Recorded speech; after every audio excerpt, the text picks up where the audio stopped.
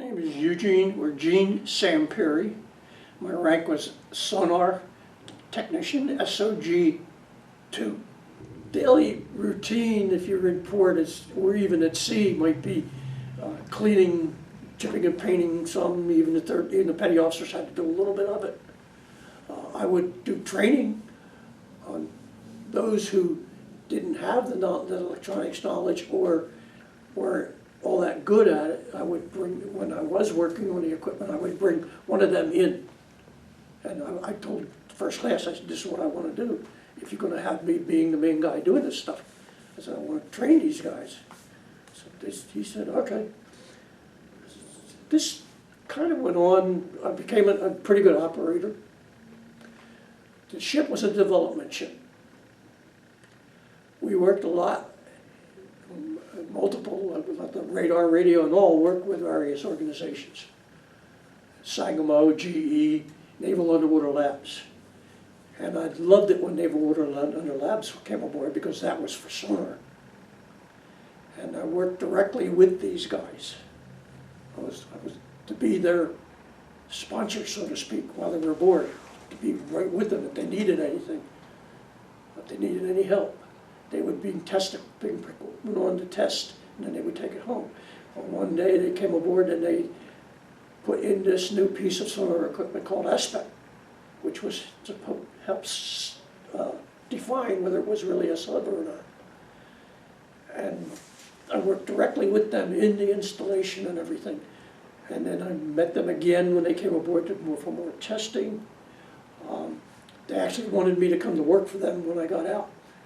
Problem was I had to wait 2 years to take the government exams because I still had 2 years of reserve duty, whether it was active or inactive. Mine was inactive. I was going to school. So that was really one of the great parts of my work on the Purvis. And anytime you were aboard on Sunday, one officer would have a church service. Generally, destroyers don't have a true chaplain.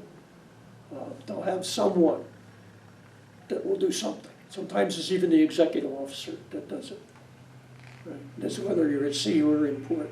If we were in port and I could go on over, like if I had Friday duty, might be off Saturday and Sunday, sometimes I'd go into Newport to the Y and rent a room for $5.